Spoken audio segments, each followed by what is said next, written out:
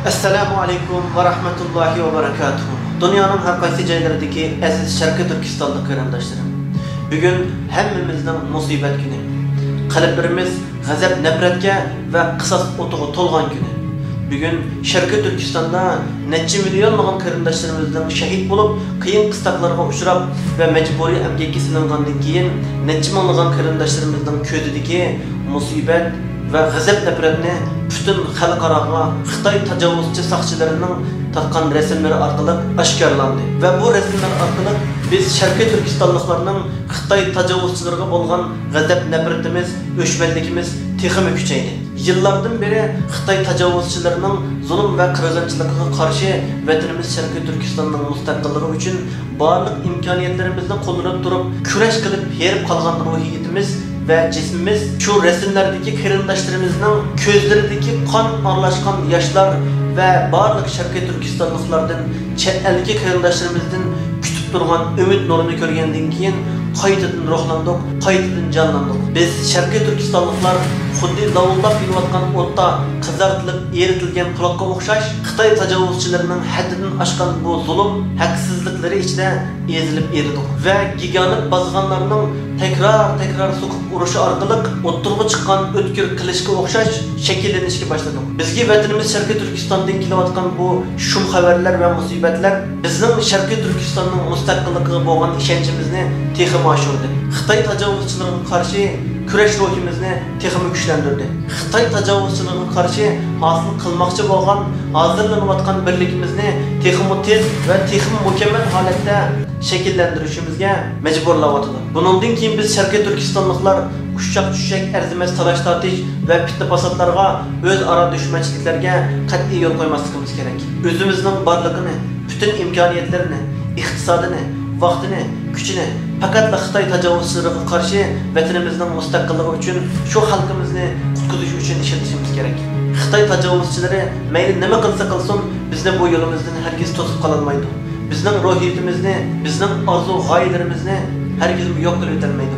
Bundan keyin barliq Sharqiy Turkiston tashkilotlari sistemlik ve muntazam holatda siyosiy, tashviqot va boshqa jihatlarda muntazam xizmat qiladigan sistemlik organlarni barpo qilishi kerak va biz xalq bo'lish sifatimiz bilan bu organlarni kuchlantirish, kengaytirish va taraqqiy qildirish uchun qo'limizdan kelgan barliq imkoniyatlarimizni ishlatishimiz kerak. O'zining bir kunlik, ya'ni 24 soatlik vaqtining qancha soatini vatanimizning mustaqilligi uchun izlanish yoki harakat qilish uchun ishlatganligini so'rash kerak. O'zining ilkida bo'lgan iqtisodining yüzde qanchaligini vatan uchun Xitoy tajovuzchilariga qarshi shu xalqimizni qutqizish uchun ishlatganligining hisobini o'ziga o'zi berish kerak. Alloh subhanahu va taolaning o'z roziligi uchun dinimizni, musulmon qarindoshlarimizni, Sharqiy Turkistonimizni, xalqimizni qutqizish uchun ishlatgan deb bergan bizga berilgan imkoniyatlarni, kuch-quvvatni, qudratni va farzandlarimizni bu yolda, bu kurash yo'lida ve bu muqaddas da'vo yo'lida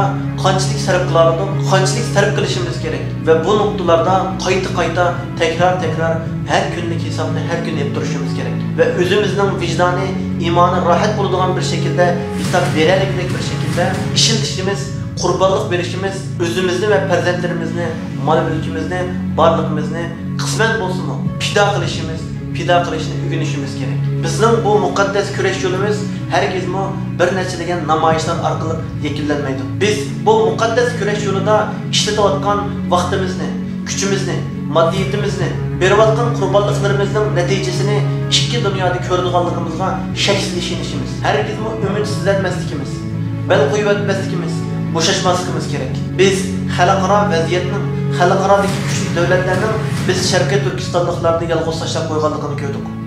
Yetarli yordam bermayotganligini ko'rdik. Mayli musulmonlarning davlatlari bo'lsin, mayli Turkiya o'lkalari bo'lsin, davlatlar bo'lsin, bizga yetarli yordam bermayotdi. Biz bütün ümidimizni faqat ve faqat Allohga bog'lagan asosda, Allohga tavakkul qilgan asosda davomlashtirishimiz va yakunlashimiz kerak. Biz Sharqiy Turkistonliklar o'zimizni o'zgartirish orqali kuchlantirib, xalqaroga o'zimizni isbotlashimiz. Eng muhimi Alloh subhanahu va taologa ve Allohga bergan ahdimizga loyiq ve sodiq bo'lishimiz. Qalbi nusratning o'zligidan kelib qilishiga emas, badal to'lash orqali, qanimizni berish orqali, cinimizni, melimizni berish orqali Allah subhanahu va taolaning yer yuzida adolat ustida mustahkam turadigan, zalimlarga, kafirlarga, Allah'ın düşmanlarına karşı kurashda davom qiladigan bir jamoatning menga uzilib qolmaydiganligini tekrar hatırlayışımız ve bu jamoat ustida birligimizni shakllantirishimiz. Bu jamoatga amin bo'lmagan bo'lsak, bu jamoatni izlash uchun izlanishimiz ve bu jamoatni topgan kadar, amin bo'lgan kadar o'z imkoniyatlarimizni ishga solish orqali zalimga, yer yuzidagi Allohning eng chong dushmanlaridan bo'lgan Xitoy tajovuzchilariga qarshi bir ishlarni qilishimiz kerak.